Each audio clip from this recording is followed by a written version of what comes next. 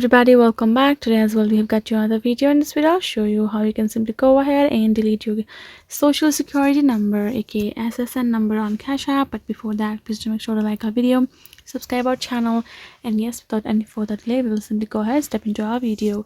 So once you have access to your Cash App, what you're gonna do is simply gonna go ahead, tap on this profile icon on top right corner of the section. Once you have done so, it's going to open up your account menu.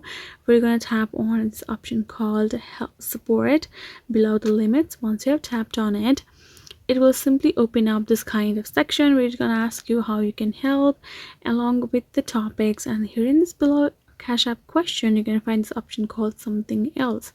All you have to do is tap on something else, which will simply unleash these topics for you, which we need, especially edit account settings, where we have to go to find out another step.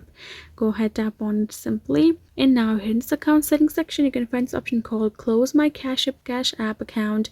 So the thing is, if you would like to remove your SSN number, there is no specific way recently for you to simply go ahead and remove it. For the matter, either you have to delete all of your data information, or you have to close your Cash App account, so SSN number will also be removed automatically.